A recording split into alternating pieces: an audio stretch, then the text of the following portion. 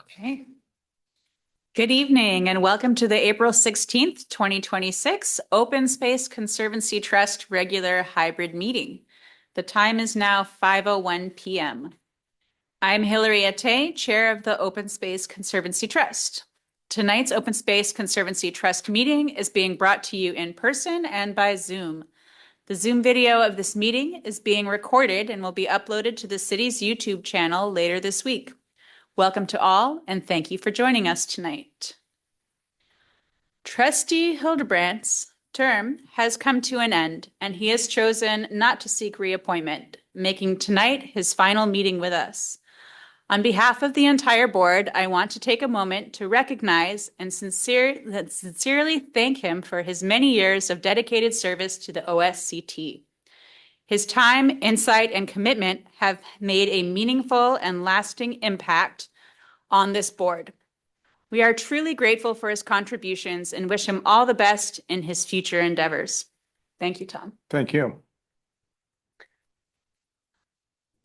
Round of applause for all of Tom's tireless work, especially with his work on the Engstrom Open Space. Thank you, Tom, so much.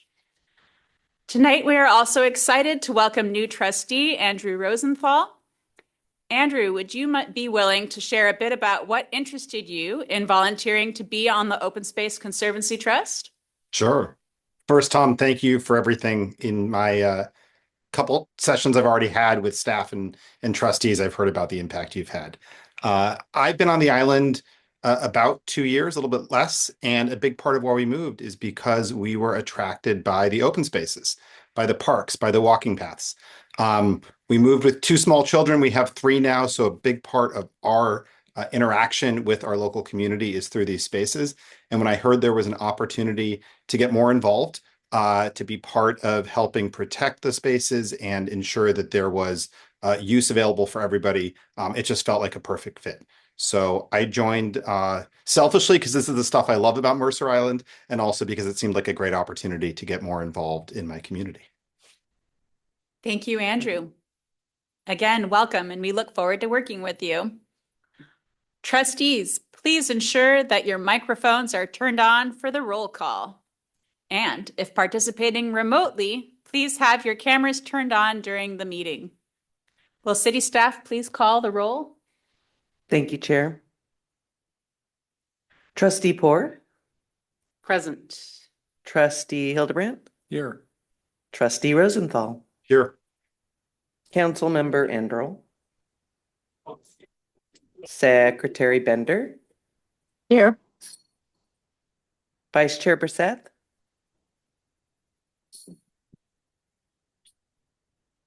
Vice Chair Brisseth. Carolyn, you're muted. I'm going to try and turn it on here. There we go. I couldn't turn it off from my end. I'm here. And Chair Atay. Present. Thank you, Chair. Okay. Our first item of business is public appearances. City staff, is there anyone who has signed up for appearances that wishes to address the trust? Yes, Chair, we have 1 public appearance tonight. Okay. Individuals wishing to speak live during the appearances portion of our meeting may do so by telephone, via Zoom, or in person at Mercer Island Community and Event Center. Provided, however, they registered their desire to speak with the city admin staff by 4 p.m. today. Our city admin staff will call on you by name or telephone number when it is your turn to speak. When it is your turn to address the trust, be sure to speak audibly and state your name for the record. Your comments will be limited to 3 minutes. Once your time has expired, I will thank you for your comments and move to the next speaker or first item of business. City staff, please introduce the first speaker. Thank you, Chair. Remotely, we have Omer, and Omer, I do not want to say your last name and destroy it, so if you wouldn't mind, please. Yeah, my last name is Cansuzoğlu. Hi, everybody.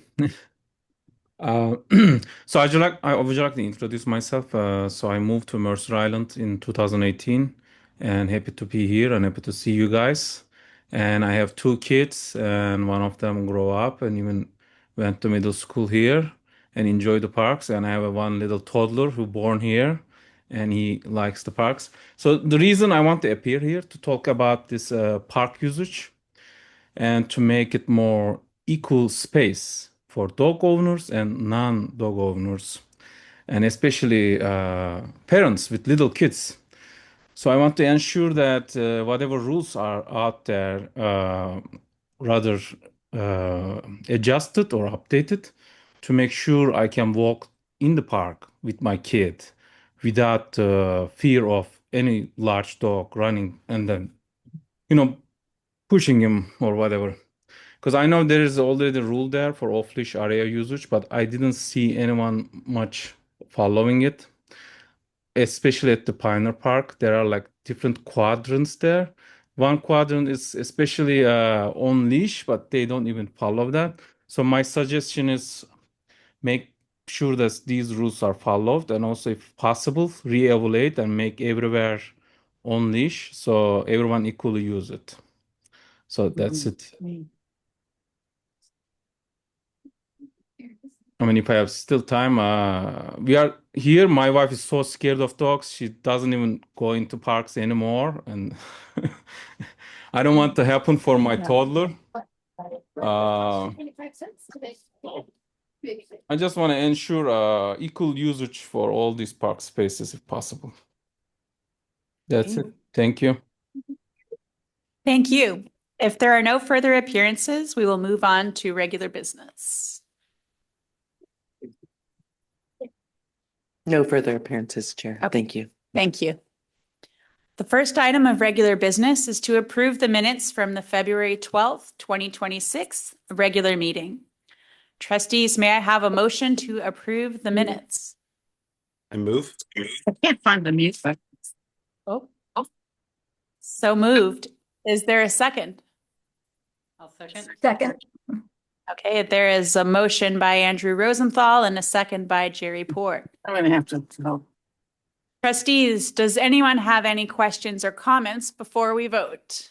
I need to figure this out.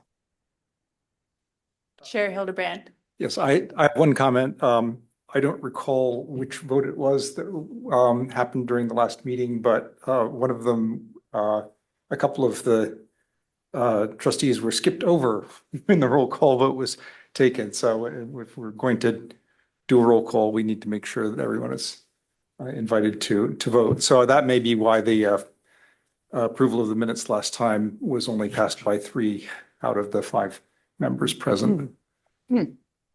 Okay, thank you. Okay. All right. Trustees, please turn on your microphones. Will the city staff please conduct a roll call vote? Thank you, Chair. Trustee Poor, Approve. Trustee Hildebrand, Approve. Trustee Rosenthal, Approve. Secretary Bender, Approve. Vice Chair Burseth, Approve. Chair Atay. Approve. Thank you, Chair. Motion passes and the minutes are approved. The next item on the agenda is the 2026 Restoration and Trails Work Plan. We welcome Natural Resources Program Manager Lizzie Stone.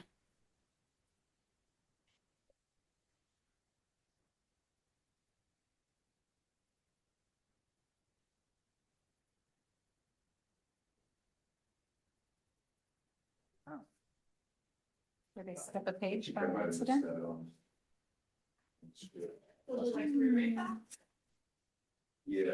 I think it's item 3. All right. Sorry about that. No worries. We are going to switch the order of our business. The next item on the agenda is the Community Engagement Plan for e-bike regulations and parks and open spaces. We welcome Management Analyst Amelia Chaden.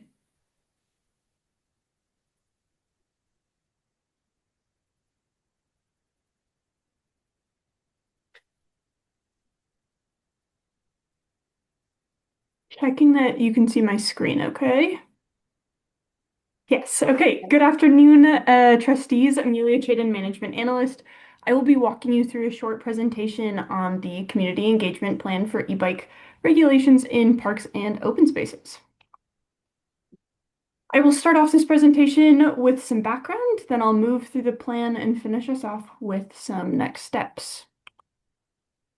As you are likely aware, the Mercer Island has seen an increase in the popularity of e-bikes, e-scooters, and e-motos on the island. City Council directed staff to prepare an ordinance regulating the use of these vehicles in May 2025, bringing this conversation solely to focus on e-bikes and e-scooters. Staff conducted a study session with the Parks and Recreation Commission and the Open Space Conservancy Trust in November of last year, and then again returned to these bodies in January. At the January meeting, the discussion centered around the need to have more information on e-bikes and a broader understanding of community needs and interests in this topic as a whole. Staff heard this feedback and are coming back to you tonight to share the path forward for community engagement on this project.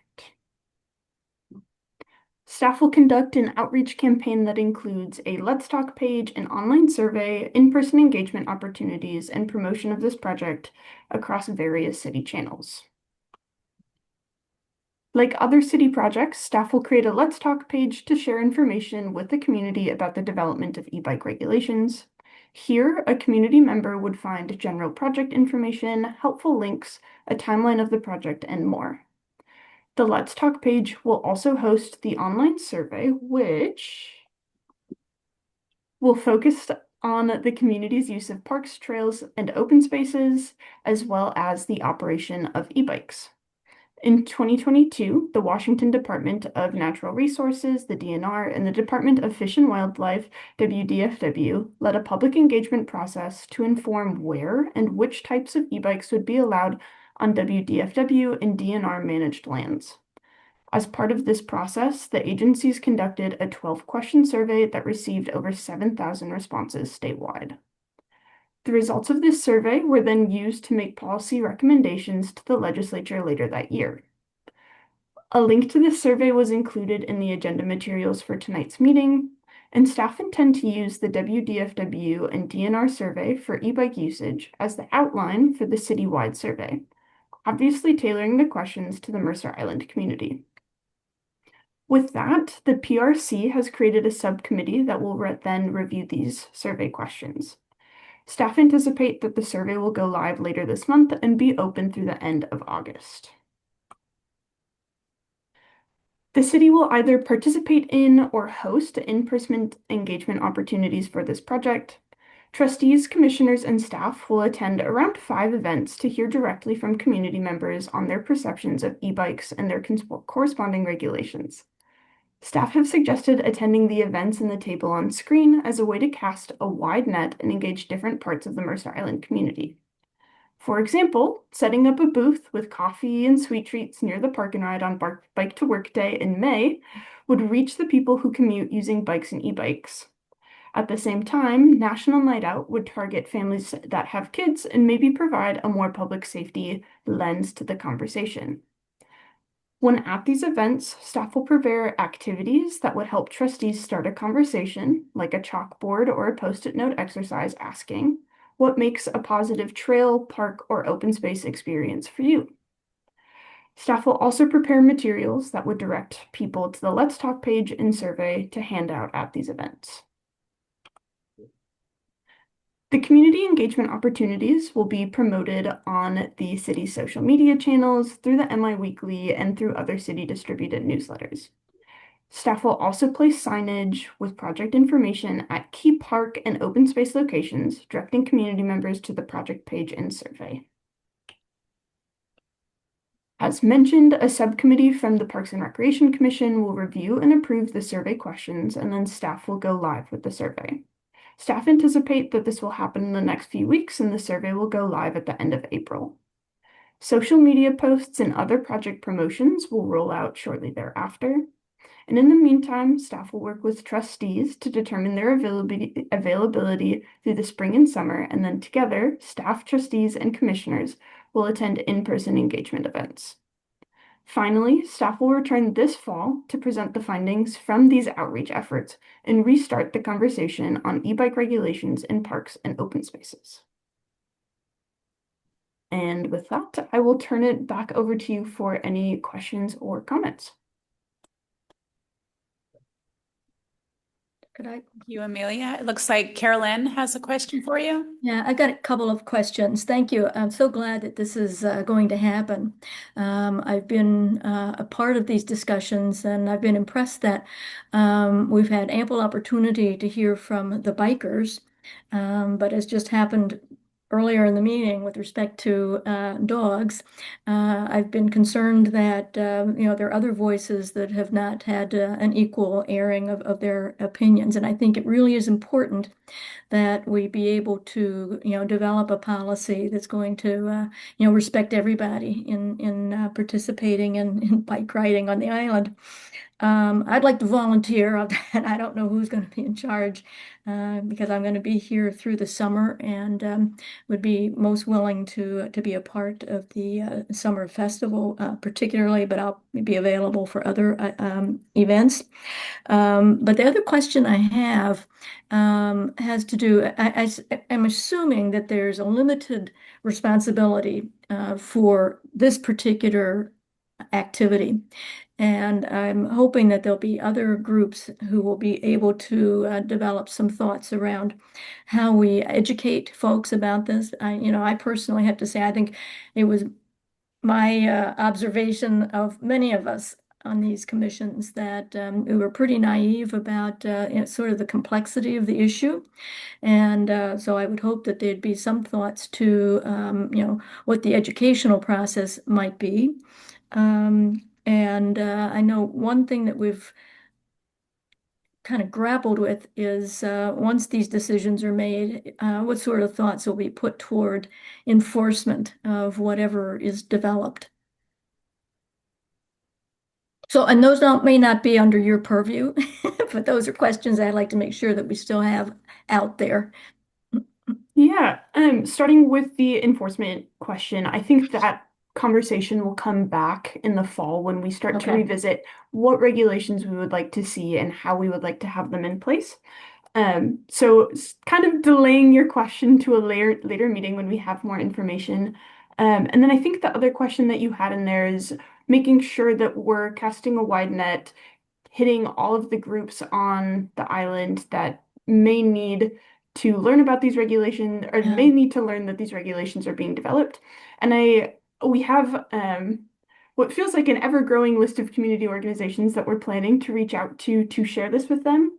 And I think within that, there is an education component, as you mentioned, that once we have the regulations, there will be a communications campaign where we will be not only educating the public on what the regulations are, but what an e-bike is and Right, yeah. how they are able to be used in the city. Does that help answer your questions? Yeah, that's sure. Again, I recognize that there are more pieces to this and more layers to come, and that what you're addressing right now is really focused on getting the survey done, which I think is a really important activity for us to get through. Yeah, and one last comment there. I will say in the survey materials, we are including the definitions, the statewide definitions Yeah. for an e-bike. And then we will also, as long as the platform allows us, would include pictures so that people are able Yeah. to visually understand what they're seeing. Yeah. Yeah, I think the trick is to find the right balance because if you get too detailed, folks, their Exactly. eyes glaze over and they don't understand. But I think it really is important that they understand, in very simplistic terms because we're going to be making some, or your group or all of us, as a composite, will be making some fairly important decisions. Exactly. Thank you. It looks like Murray has a question for you, Amelia. Thank you, Carolyn. Yeah. Maria, it looks like you are on mute. Is that better? Yeah. Yes. So I have a comment and a question. I guess my comment is that I really appreciate the fact that the Parks Commission has included the trust board in the preliminary discussions of the policy. But I would also suggest that they include some member of the trust board in the public comment sections, so that when there are, input received from the public at these meetings, the Parks Commission as well as the trust board are represented and able to hear what the public has to say. So I think, the Pioneer Park is significant, and there is significant bicycle traffic through the park, both on the interior walkways and the exterior. And I think, Pioneer Park is a little bit unique in that way. So I would just encourage people to invite the trust board to participate in the public hearings. The second thing is that, what is the current enforcement policy with respect to bicycles?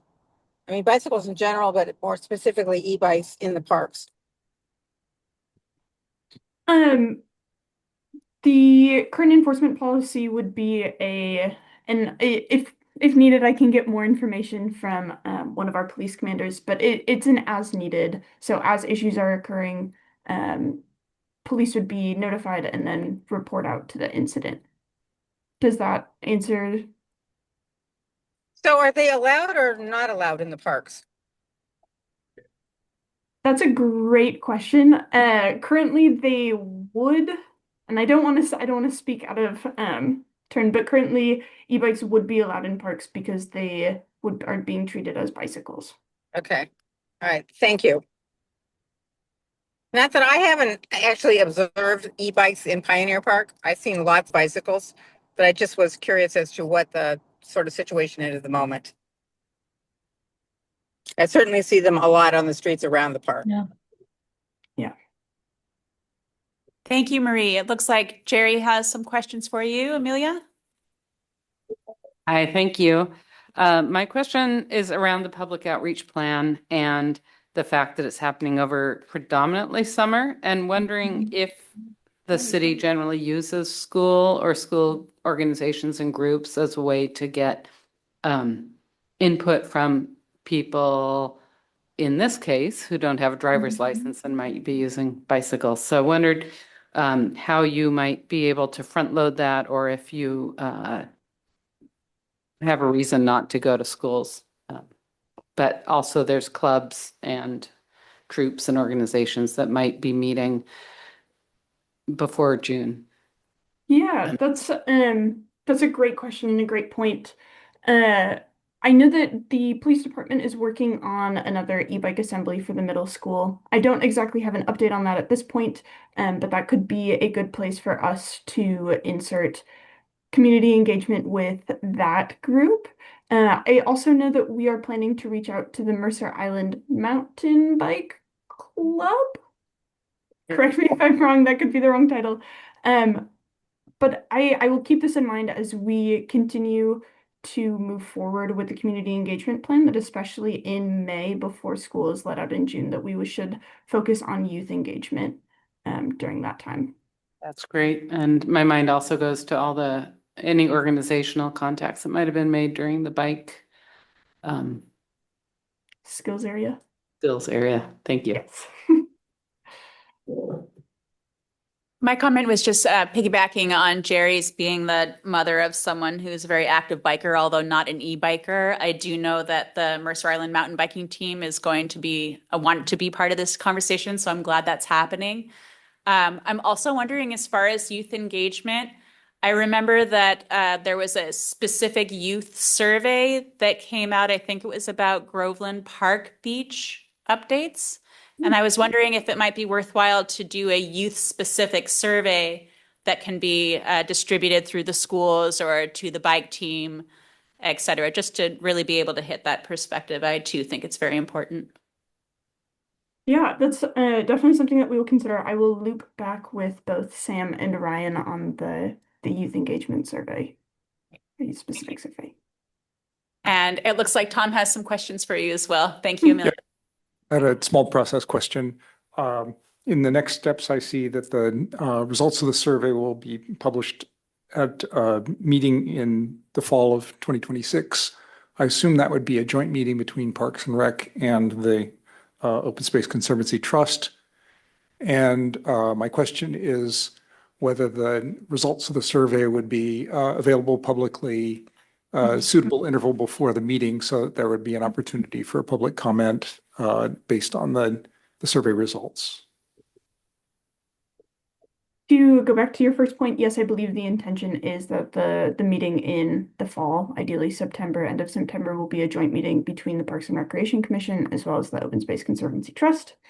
And I will keep in mind making sure that we get commissioners and trustees as well as community members the survey results in advance, well in advance, to be able to elicit enough public input or appropriate public input.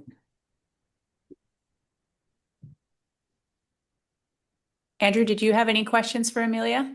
I just, the breadth of the outreach plan is really exciting.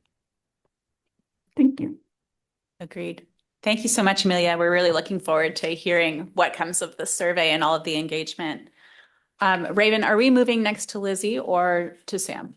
Yes, apologies to Lizzie, please. Oh, no worries. Thank you. Thank you, Amelia. Thank you. The next item on the agenda is the 2026 Restoration and Trails Work Plan. We welcome Natural Resources Program Manager, Lizzie Stone.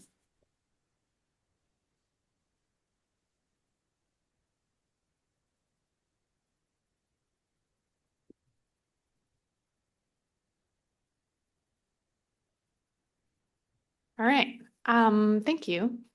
I am here tonight. This is Lizzie Stone, the Natural Resources Program Manager with the City of Mercer Island, and I'm here tonight to present on the Restoration and Trails Work Plan for 2026 in Pioneer Park and Engstrom Open Space. Each year, staff reports to the Trust Board on forest restoration and trails activities in Pioneer Park and Engstrom. This work, the restoration work that we do, is guided by the Pioneer Park Forest Health Plan, the 10-year update to the Open Space Vegetation Management Plan, and the goals that we have associated with our 2022 Parks Levy funding. We accomplish our restoration and our trails work by working with contractors, by hiring a seasonal crew for the natural resources team, by working with parks maintenance staff, as well as full-time natural resources staff, as well as many, many volunteers. So I'm going to start out by talking through the restoration work plan, and then I'll move on to trails after that.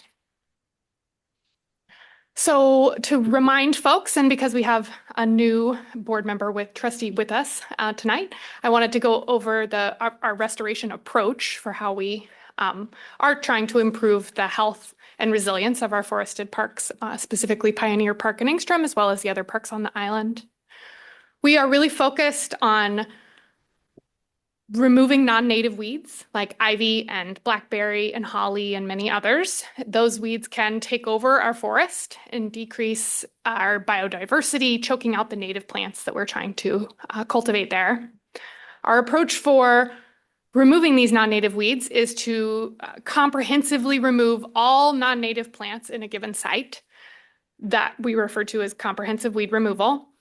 That includes ivy rings, or the removal of ivy from the base of trees where it's growing up the trees. That includes invasive tree removal and treatment. So those woody invasive species like holly or laurel and several others are very difficult to manage. So we treat those sometimes with herbicide if we're not able to manually remove them. And then also it includes ground ivy and herbaceous weed removal. So that's all the other weeds in a given site. So we'll come through and do comprehensive weed removal 3 years in a row in a given site. And then after that, that site is transitioned into our maintenance phase, and we'll come back through every 4 to 5 years, depending on the need, and do maintenance weed removal in that site. In addition to pulling out weeds, we are also planting trees and shrubs in the understory and in our canopy gaps. We are installing these native plants to replace our aging canopy, increase biodiversity, and to aid in forest regeneration. So to summarize our work in 2025, we did first year comprehensive weed removal on 5.5 acres of Pioneer Park. We did year 2 removal on 13 acres of Pioneer Park. And we did year 3 removal on 10.5 acres of Pioneer Park and Engstrom. We also did maintenance on 8.8 acres of Engstrom and Pioneer Park. We did a lot of planting maintenance on and watering of the previous year's plantings. We continued to mulch and plant out the grassy strips along Island Crest Way. We worked with the crew to maintain our trail system by graveling, brushing back shrubs that were growing into the trail, and clearing the trails of logs and trees that fell across them, as well as a variety of other trails projects. And some of the ways that we were able to accomplish all of that work was by hosting 21 different volunteer events in Pioneer Park, which, as well as 13 educational events. And this engaged 328 volunteers for a total of 644 hours in 2025. In 2026, we will be doing first year comprehensive removal on 8.7 acres of the park. We'll be working on year 2 removal on the same 5.5 acres from last year, year 3 removal on 13 acres, and then we will be doing just ivy rings on 2.5 acres of land, just invasive tree treatment on 4.7 acres. We'll continue to maintain and water the plantings from the previous year. We'll be engaging hopefully many, many volunteers to do weed removal and planting in the fall. We'll be engaging our crew and maybe possibly some contractors to come out and take care of our trail system. The crew will be adding gravel to wet spots. They'll be brushing back shrubs that grow into the trail. They'll be clearing trails of any debris or logs or branches that fall on them. We also have plans to maintain all the culverts and water flow infrastructure throughout the trail system in Pioneer Park and Engstrom, and replace rotten stairs, retaining walls, and turnpike infrastructure that is aging out of its useful life. So to get into a bit more detail, in Pioneer Park Northwest, we've hired contractors to do ivy rings. So that is removing that ivy from the base of all of the trees in 2.5 acres, and that is in this kind of lime green color on the map here. We are doing tree treatment on 4.7 acres, which is shown here in that orangey yellow.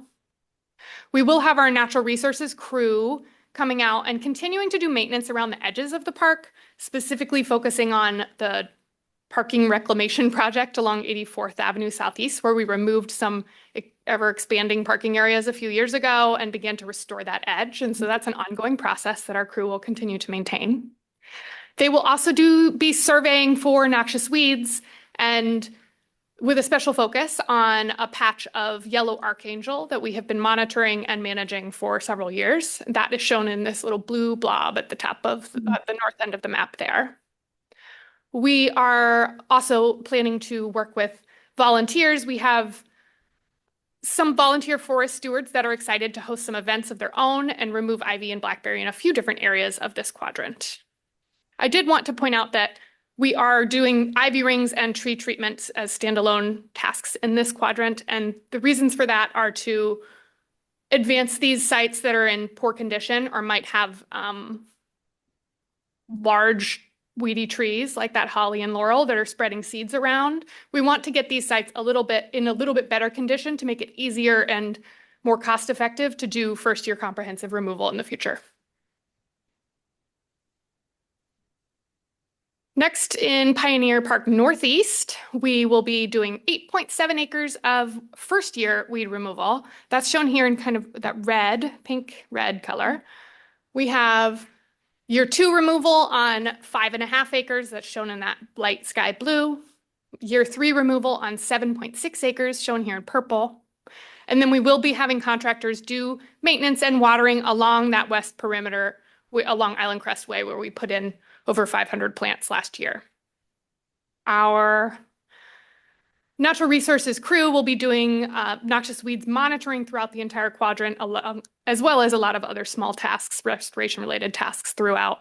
Those could be to support volunteer projects or myriad other things. In Pioneer Park Southeast, contractors will be doing third-year removal on 5.4 acres that is shown here in purple. And the natural resources crew will be, again, surveying for noxious weeds and managing a known population of yellow archangel at the south edge of that quadrant that's shown here in blue. And they will also be maintaining plantings along Island Crestway again, as well as some volunteer plantings. And our volunteers will be continuing with work that they started in the last couple of years in that yellow zone, which is a pretty big zone, and we've been chipping away at it. We're really excited to see how far they get this year. We have seen a lot of progress from volunteer work in this zone, and it's going to make it a lot easier to contract out the next phases of work in the future. Moving on to our trails work plan. So on all of the trails in Pioneer Park and Engstrom, we will be brushing the trails, which means coming through and cutting back the vegetation that's growing into the corridor and making it less accessible. We, in the fall, will be blowing leaves on all of the trails where they get wet and mucky and create that thick mud that folks don't like to walk on and can be slippery. We will also be removing those fallen logs and branches as needed throughout the park.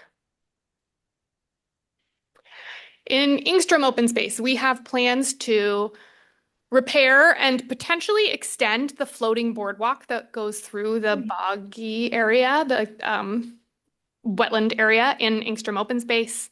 We will be replacing the broken slat fencing that goes along the trail that has a bit of a switchback that leads down to the bridge in Engstrom, right on the edge of Engstrom and Pioneer Park.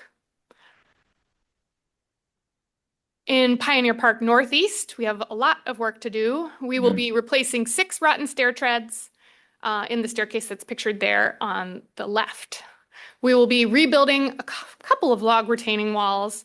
The picture on the right top is showing a rotted out retaining wall that has some of the metal supports that are sticking up. So we'll be addressing those, trying to make it safer and more functional to retain material in those parts of the trail.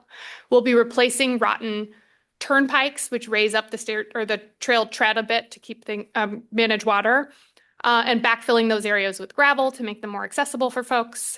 We will also be adding non-skid surfacing to the boardwalk section that I don't have pictured here in Pioneer Park, because that can get very slippery when wet.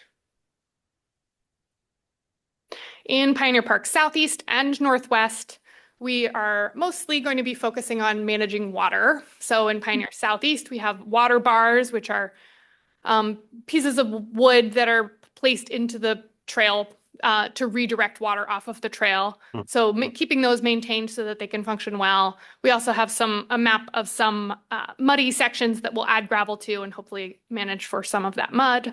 In Pioneer Park Northwest, we will also be addressing some drainage issues that we've identified. We have experimented a bit with adding drain dips or different changes to the grade of the trail to redirect that water off of the trail tread so that it doesn't pool and create those muddy puddles that people like to walk widely around. So that is the Trails and Restoration Work Plan. And I do have one more slide because I wanted to address something that was brought up in the last meeting. I believe Councilmember Anderell had asked about the number of hours that is required to complete comprehensive weed removal. So I did pull some of those numbers. These are widely varied. And I just want to, I'll talk about why that is, but what I have found from recent couple of years is that it takes anywhere between 80 to 300 hours to do first year comprehensive removal on 1 acre. It takes from 60 to 110 hours to do year 2 comprehensive removal on an acre. And year 3 comprehensive removal takes around 50 to 80 hours per acre. Those I kind of grouped into the same because the task specification for that work for contractors is the same. So I do want to note that for year 3 and for the maintenance phase, those can vary. For the maintenance phase, sometimes that site hasn't received any work in 5 years. So it can be a bit weedier, so it can change the range a lot. So I realize that these are really wide ranges of hours, and this can be due largely to the conditions in the site and the previous work that's been done on the site. So some of these sites are really not very accessible, which makes it slower. Some of them have really steep terrain, and we need to be doing erosion control and things like that while we're out there, which really slows down the work. Some of these sites have had recent volunteer activity, and that makes things go way faster. If we've had recent ivy rings or tree treatment done, the contractors can move through a lot more quickly through that year 1. And also some sites, as I'm sure you've noticed, are just much more dense and have really thick blanket of ivy or really thick thicket of blackberry, and those are slower to move through and do an effective, thorough job of removing those weeds. So it can really depend on the site. And that is all I have, and I'm happy to answer any questions. Lizzie, I just want to thank you for such a comprehensive presentation of this comprehensive work. I'm so excited, especially for all the trail maintenance in Engstrom and in the ravine. So that's really thrilling to be able to see what that's going to look like. And yeah, great job. Thank you so much. Thank you. Did we have any questions for Lizzie about the trail and restoration plan for this year? Carolyn?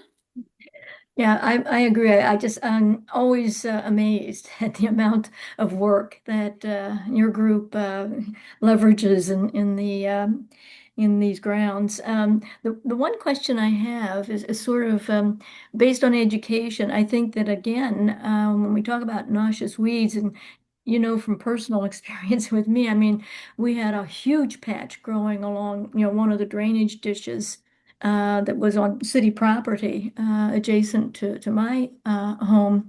And, I know that I spot patches everywhere, along the shoulders of West Mercer Way when I walk down there. And I suspect, I spoke to one individual who, he went to the nursery and he bought those plants and put them in there and they're thriving. So I think that it, reflects that there's naivete on the part of all of us in terms of what we're dealing with, and in understanding, what amount of work, your group has to put into to managing these things. So, my hat's off to you. And, I guess I would also ask, are there other groups? I know that you depend on volunteers a lot. And I think everyone, comes out and they volunteer once or twice and then they're done and they move on. And I think that it says that one of the challenges here is to continuously reach out to a variety of groups to keep them engaged in assisting, with this process. So, I can't compliment you enough on the work that your group's done. Thank you, Carolyn. I did want to address the outreach piece. That comment that you have made previously has been well heard, and I have Jordan, our volunteer coordinator, and I have been thinking about that a lot and how to get this information out to the public. This is a good opportunity for me to plug that we are actually, in response to the comments like this, have organized a noxious weeds workshop that we are working with an expert from King County Noxious Weeds, someone who knows so very much about all of this stuff. I'm really excited to get to work with him on this workshop. That is on April 25th, which is a Saturday. Next Saturday, not this coming one, but the one after. We are going to be here at the community center and talk about a lot of stuff in person or in the classroom. And then we will be going out and doing a walk around and looking at plants, and people can touch them and understand what they look like. Our target for this workshop has been what we would love for private homeowners who are interested in managing these weeds on their property to come. We did go out into some strategic locations and put flyers on doorsteps for folks who live adjacent to parks or adjacent to patches of weeds. Not every patch on the island, because that's quite a lot, but in some of the ones where we have persistently seen weeds coming into parks or open spaces from private property, we did try to go to let folks know about that. And hopefully this isn't the only workshop we'll be able to do like this, but if I implore y'all to spread the word and invite folks to come to that workshop, because I think it's going to be really helpful. Thank you, Carolyn, and thank you, Lizzie. If anyone wants a digital copy of the poster to promote that event to send to your friends or post on your local, social media group for your neighborhood, please reach out to me and let me know. I can send that to you. Okay. Do we have any more questions for Lizzie? Oh, yes, Jerry. I'll start. Thank you. I'll start with a question to you and say I'd love to get a copy of that digital Okay. flyer. And Lizzie, if I may, I have 3 clarification questions. The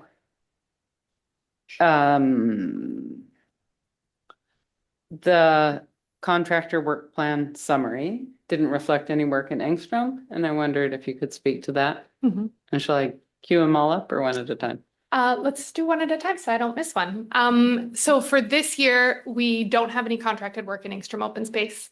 The way that we have Ingstrom broken out into zones, 2 of the zones have already gone through the 3-year comprehensive cycle, and 1 hasn't gone through any of it, and it is in pretty rough shape. I have a goal of being able to do ivy rings and get that site into better condition so that we can tackle it and it won't use up our entire budget. Got it. Because it's a bigger area and it's just really covered in ivy. And so that's our next phase and final phase of Ingstrom, and we just couldn't fit it into our work plan for this year, but we have plans to. Perfect. Thank you. The second question on slide 18, you had referenced removing wood and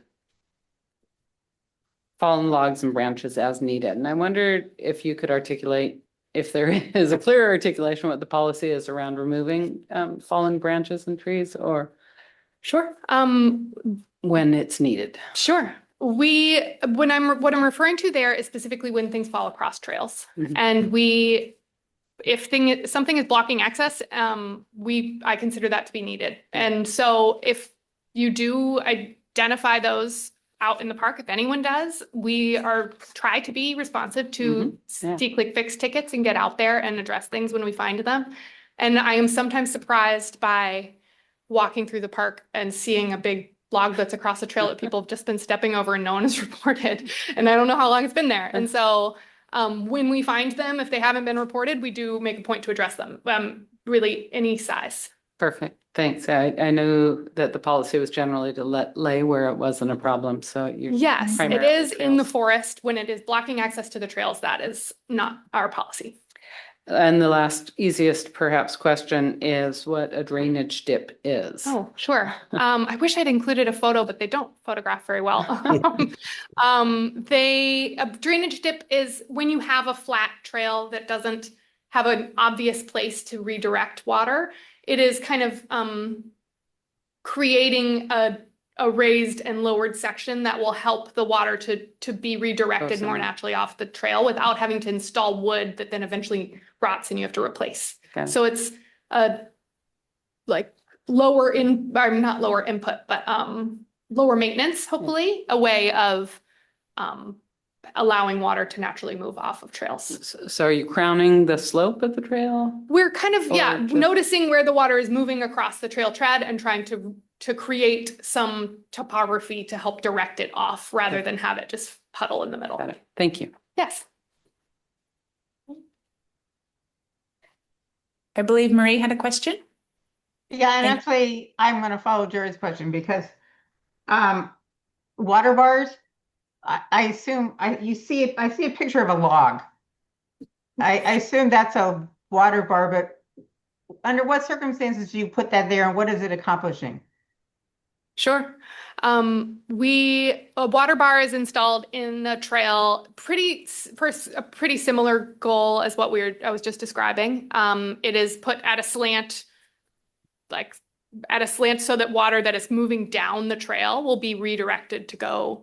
I realize my hands are a blur, so it's not helpful for me to use my hands, but so that the water moving down the trail will then be redirected off of the trail. So it's with a water bar, what you're doing, rather than creating that bump in the trail to redirect the water out of just gravel and dirt, you're installing a piece of wood or rocks into the trail, and so that the water, when it hits that, will be redirected off the trail. So in Pioneer Southeast, we have, maybe 20 water bars throughout that quadrant that were installed many, many years ago. And we have been going through and clearing them to make sure that when that water does get redirected off, it has somewhere to go, rather than when it gets clogged up with leaves, it can then just create a puddle at the end of the bar. So that is the maintenance required for those water bars. It's just making sure that the path for water can move off the trail as effectively as possible. So is it then something somebody has to step over? No, it shouldn't be. Okay, that was my concern. It's really just, it maybe is a bump that is a couple inches. It's really Okay. just needs to be enough that it's going to stop water from continuing on its path. Okay. And then I was going to say, I love the idea of having a noxious weed seminar. Yeah. I was going to suggest, I didn't see it listed in the Mercer Island Reporter this week under the sort of activities column. So you might want to make sure it gets there. And another thought I had was maybe it's, at the volunteer events, we always have a table where there's snacks and stuff like that.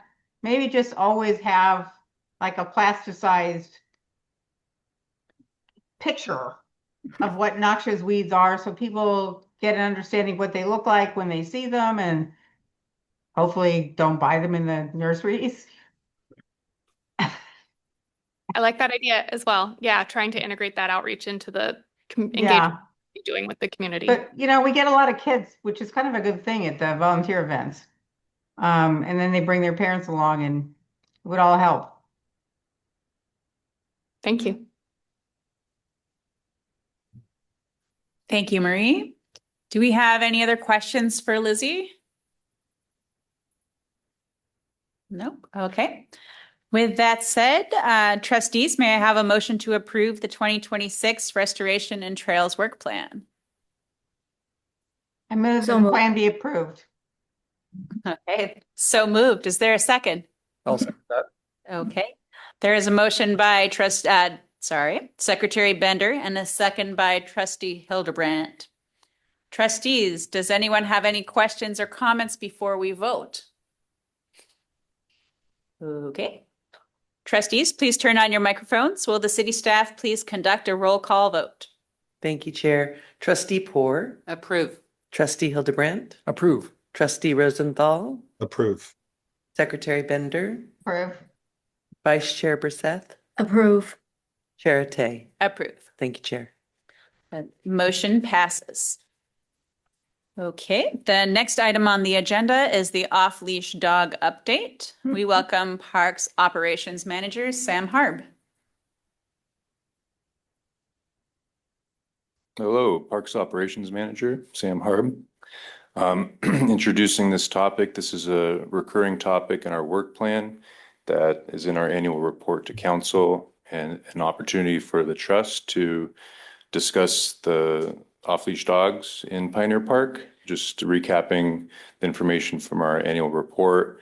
The city did continue our leash policy education efforts in 2025 with the pamphlets.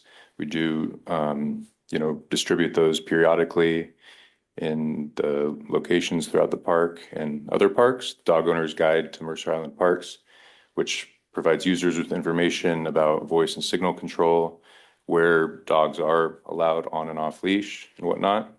And in 2025, Mercer Island PD received the following reports: 2 complaints about off-leash dogs, 1 found dog, 1 dog hit and injured by an e-bike, and 1 report of a dog bite to another dog. And with that, I will leave that with the board to discuss.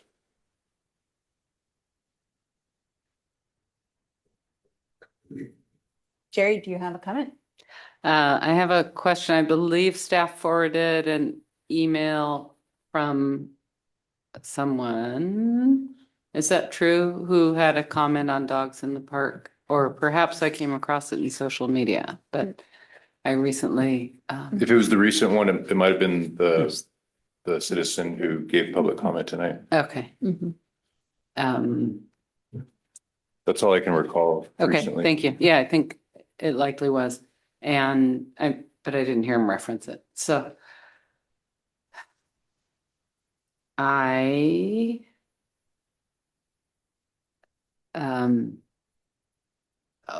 appreciate the education that's continuing to go on, and I wonder if more enforcement would help.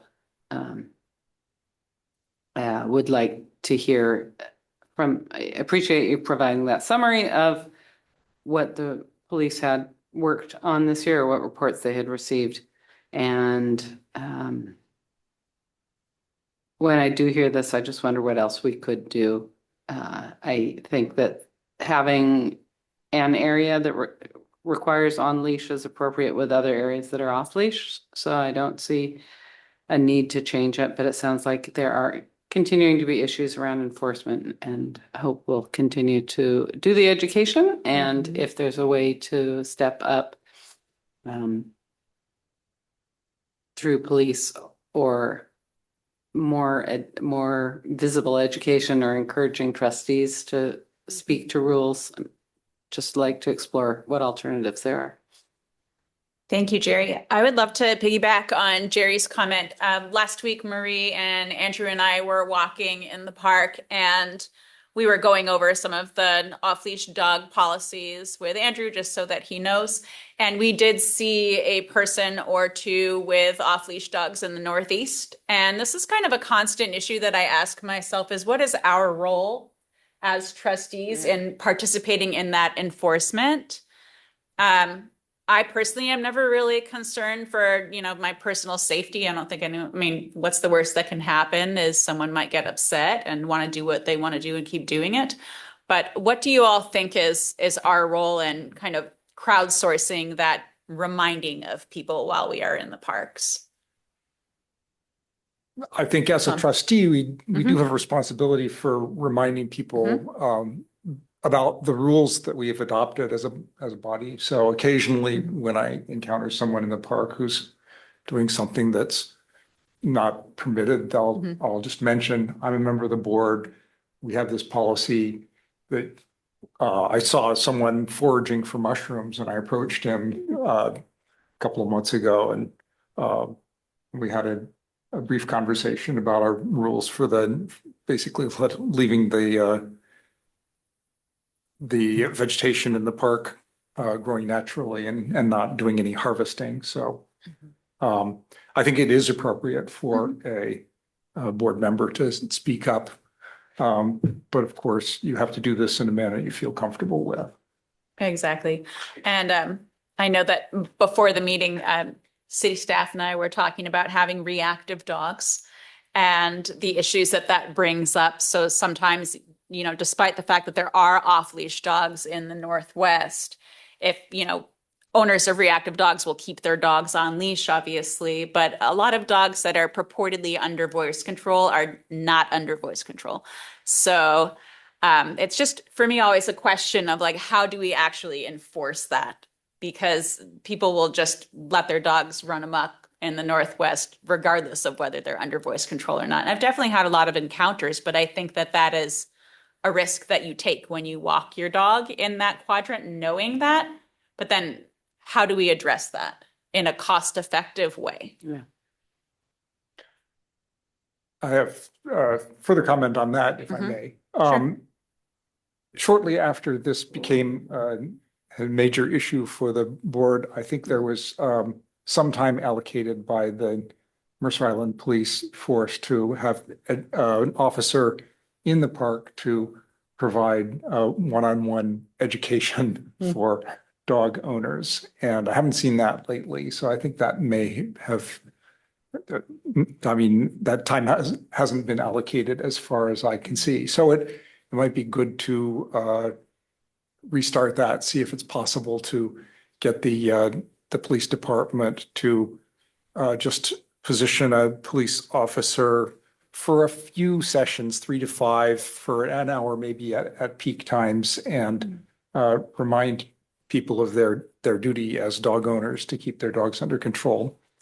And yeah, this goes along with my observation that there seems to be over time, like over the past decade, steady move toward more lax control of dogs.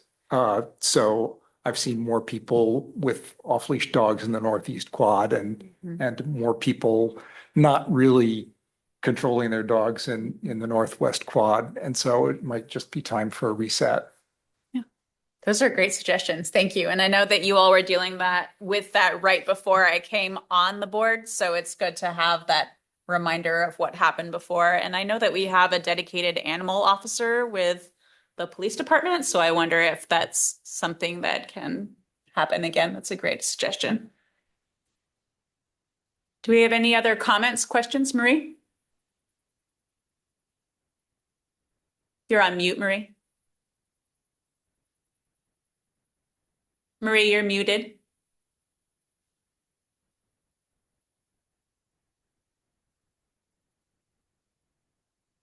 You're still on mute, Yeah, Marie. sorry, there we go. No worries. Thank you. I had a couple comments. One is I have occasionally asked people to control their dogs or put them on leash, and I have to say it's not always favorably received. It's sometimes difficult to be a private citizen, no matter how you introduce yourself, and expect people to agree that we're a community and we should behave like a community.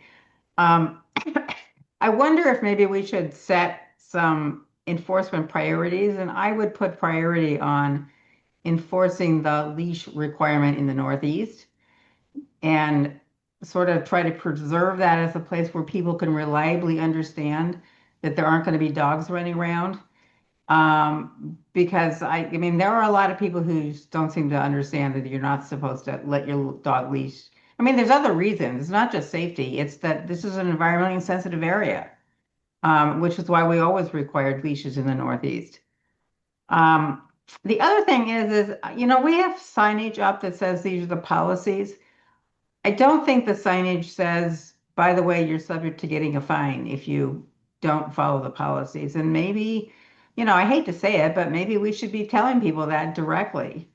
And I think we can do it in a good way that says, look, we're a community. Let's preserve our ability to have off-leash dogs by following the rules. But if you don't follow the rules, you might get a ticket. Maybe just something a little bit more direct like that would help. Because I don't think the community is ever going to support requiring leash dogs throughout the park. So I think we have to work within that parameter and try to figure out how to get people more cooperative. That's my 2 cents. Great. Thank you for your suggestion, Marie. I think that it's both collaborative and seemingly could be very effective about the fines. I appreciate your feedback.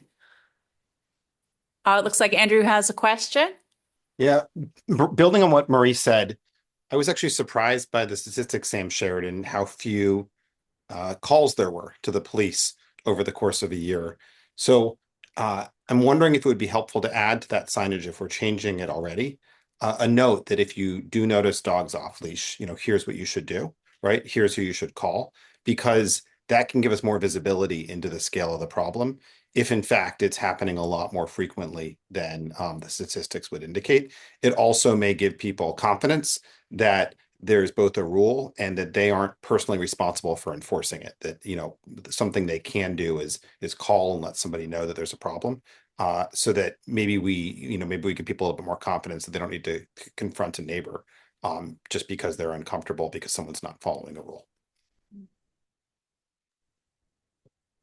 That's a great suggestion too. I think that could be really effective because as it stands, I don't know about you all, but I find that most of these complaints go on next door and I don't really know that achieves much. So I think that these are really constructive suggestions. Thank you. Do y'all have any more comments, questions? Just Jerry? to piggyback on that, I wonder if staff could come back next month and let us know if they have a recommendation for where that would be, whether that to log complaints. Okay. Great. Good suggestion. Thank you so much. Okay. If that is the end of this conversation, we will move on. In other business, we welcome back Sam Harb to present on department and city updates.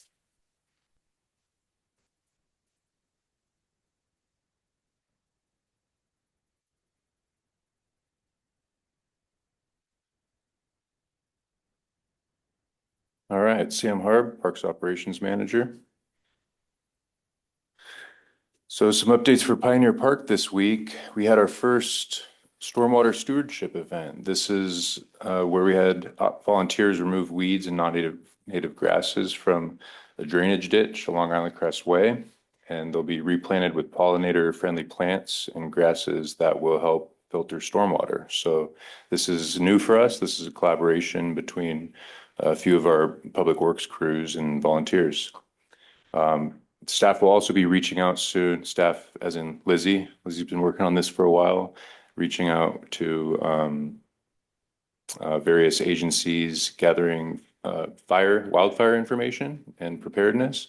And per the fire management plan, she will be passing on that information to adjacent properties to Pioneer Park. And some maintenance updates. The gateway concrete wall at the Greta Hackett Outdoor Sculpture Gallery down at the bottom left there has been repaired. And that was hit by a car. It's been hit by a car several times over the decades. There's also some art installations that were damaged in front of that will also be repaired and moved to a different location so they're not periodically flattened. We had some storm lines cleared out at Luther Burbank, both along the parking lot and then down at the lake shore by the boiler building where we had some root intrusion. And then with the rains this winter and spring, we've had some flooding. So we had some help from a contractor to clear out those lines and get everything flowing again. We had a small section of fence replaced at First Hill Park. And then on our seasonal hiring, we're just about wrapped up with our final seasonals for the year starting just early next month. And then you might recall the last update, we have had a big project with the boat launch this winter with all of the flooding and debris coming into Lake Washington out of the Cedar River. Our Marine Patrol has been gathering all these logs, and then our public works crews have been, pulling them up and disposing of them at the boat launch. So it was a huge staging area with a lot of logs and debris, and I think like over 20 large dumpsters of woody debris had been removed. So that pictured right there is a barge that has been contracted out by the Army Corps of Engineers. So we did get some federal support from that agency to stage their barge at Luther Burbank and then under the freeway there at the boat launch. And they work directly with Marine Patrol, and they have a crane so they can scoop up those logs and get them hauled out. And we're also pursuing a FEMA reimbursement for all that work, because it's a lot of cost to the city for both Marine Patrol and our maintenance crews. Some other items lately, we've had swim lines being installed at Groveland and Luther Burbank, and then we are starting up our spring irrigation systems. And then First Hill Playground, we have a ribbon cutting scheduled for May 5th at 4 p.m.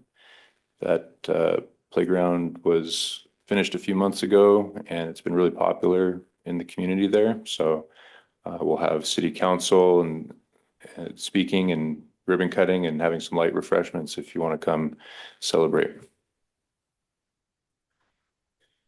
And then just some ongoing annual board and commission recruitment. We have those open March 25th to May 8th. Annual appointments are made at the May 19th City Council meeting. We have vacancies in the Arts Council, Open Space Conservancy Trust, Parks and Recreation Commission, and Utility Board. And then schedule of events for Earth Month. You see there on the 25th, Lizzie mentioned the Noxious Weeds class. We have several other events throughout the rest of the month, including nature journaling, volunteer events, plant ID walk, art, sustainable fashion show, heat pump workshop, more volunteer events, and then guided bird watching with Friends of Luther Burbank Park, and wrapping up with a mindfulness walk. And then just recapping our work plan Chair Ete and I did discuss adding a bench donation topic to the July meeting. So we've had some public feedback on revisiting the previously agreed upon locations for donated bench locations in Pioneer Park. And so we've had some folks reaching out to want to install some benches in new locations and things like that. So we will welcome public comment for that, and the board can discuss whether we want to add new locations or how we want to address that issue. All right, that's it for me. Thank you, Sam. Did anyone have any questions about Sam's updates? Tom? Yeah, the very last item, for the locations of memorial benches, I recall that there's a map that shows the current locations, and in preparation for the next meeting, it would be very useful to have that map updated and presented to the board. Thank you. Yep, we'll do. Thank you, Sam. Jerry, you had a comment? Could you clarify, was the work done on the storm drainage? Your first slide, was that on the west side of the southeast quadrant? Or where was that? Yeah, the west side, east side of Island Crest Way, west side of the southeast quadrant, Thanks. south of the four-way stop. By the horse barn? Yes. Thanks. Northeast, southwest. Piggybacking off of what Jerry was asking about the stormwater event, I'm curious, are the plants that are planning to be put there from our nursery, so they're in-house, or is there a grant because of like affiliated with stormwater management that we're getting plants for that area? This is Lizzie Stone, the Natural Resources Program Manager. We have some of those plants already in our nursery. It's possible, likely, that we'll need to order some more, and it depends on a few things. One being how much area we end up actually clearing and having space to replant by the fall, as well as we did do some plant propagation from cuttings in the nursery, and it depends on how well those do. So it's likely that we will be buying some to supplement, and we do have a lot of them already. This project does not have a specific grant, but it is working with the stormwater team. There's a community outreach component of the NPDES permit that they have, and so this is aligned with their permit deliverables. So it's a nice collaboration. We're always trying to find ways to work more with the stormwater team, and it is helping us to do some of the restoration that we were hoping to already do along the edges of Pioneer Park. Great. That sounds like a lot of fun. I hope that becomes a regular opportunity in the rotation. Yeah, me too. Oh, very cool. Thank you. Sam, I had one question for you about the wood from the boat launch. I know that's several dumpsters, loads full. Are we chipping any of that and using it for parks projects, or is that all being disposed of offsite? Some of it we've been able to sort of park as woody debris just to decompose in some locations, but we generally have a pretty big abundance of wood chips from arborists and contracted work we get done that we use for mulch out in the parks. So with that project in particular, it was so much, and there was so much big wood that we would have to use like our biggest machine to move around, that the most efficient thing for us to do was to load it up and get it hauled off by an outside company. Got it. Great. Thank you. Did we have any other comments or questions for Sam or Lizzie on these updates? No? Okay. All right. Next up is quadrant reports. Trustees, please report on any observations from your assigned quadrants. Who wants to go first?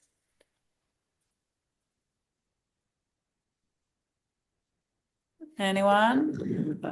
I'm throwing down the gauntlet. I'll go first. Jerry, thank you. I have worked in the northeast quadrant, or I have walked in the northeast quadrant, and generally found things well maintained and as expected after rainy days or on rainy days, a certain amount of mud, but I think that's the beauty of living here. So I know staff is good about clearing. And last quarter, I had reported on a drainage issue that had gotten covered. So I think generally things are looking great. Great. Thank you, Jerry. Next up, Yeah, I'll go. Carolyn. Yeah. I think that like Jerry, it's interesting to walk through there because depending on whether there's been storms or there's not no storms or whatever, and what work projects are going on, it's an ever evolving, changing environment there. But overall, it's so much better. I go in the Northeast too, and it's a lot safer, and I can see that there's still work ongoing. So it's nice. Great. Thank you, Carolyn. Marie? I probably can't comment. I've been out of town and kind of occupied. I will do a better job next time. Great. Thank you. Understandable. Tom? Yes, the Southeast Quad is my assigned quad. I walked through there once about a month ago, and it all looked to be in good shape. We'd had a spate of dry weather, so it was very nice to walk through there. And my wife was there just today and said she didn't see any problems walking around with a friend of hers. So that's my report on that. Also, recently, while I was walking in the Northwest Quad, I noticed that there was a large tree that had fallen across one of the social trails that I had complained about in a meeting several years ago, and it has not been cleared away. So I sort of wonder what our policy is with respect to clearing out large trees if the affected homeowner should happen to call in and complain about it. Lizzie, did you want to comment on that? Yes, I am not sure exactly where you're referring to. It sounds like I need to go out and walk in the Northwest Quadrant too and check out, look for that. Generally, when a tree falls on a social trail, I consider that nature doing our work job Yeah. for. And that is great news. I do know that there is one social trail that leads to one of the homes in the north edge of Pioneer Northeast that I think maybe there was a not super formal arrangement that happened long before my time that was something that they had gotten a thumbs up from Parks to leave. And so I am wondering if that's what you're talking about. Yes, I believe that would be the same one. Okay. It's 3 or 4 houses from the western border of the park along the northern edge of the park. Is it the one that has the little access gate? Yes. Okay. That sounds about right. Mm. Maybe it's worth revisiting that arrangement with that homeowner. I think it was an accessibility for the resident, for a young person living in that house and having accessibility challenges. And so there was sort of a informal arrangement to allow for that access. I'm not sure what the status of that is. And so maybe it's worth me revisiting that now that we have something blocking the trail and see if it's something that Under the circumstances, I would suggest waiting for the homeowner there to specific request. Thanks. Noted. Thank you. Marie? So, Lizzie, just by way of background, that discussion you're referring to is many years ago. And I don't think it was a child, I think it was an adult. And the person living in that house routinely submitted complaints about dogs in the park. We have not heard from her in many, many years. I think those people don't live in that house anymore. So I would second Tom's inclination to just leave it alone. Because it was never our intention that it be open forever. It was sort of a gesture of community spirit to let somebody in a wheelchair have access, even though it was not what the trust board would otherwise prefer. So I guess my thought is just leave it alone and see if anything happens.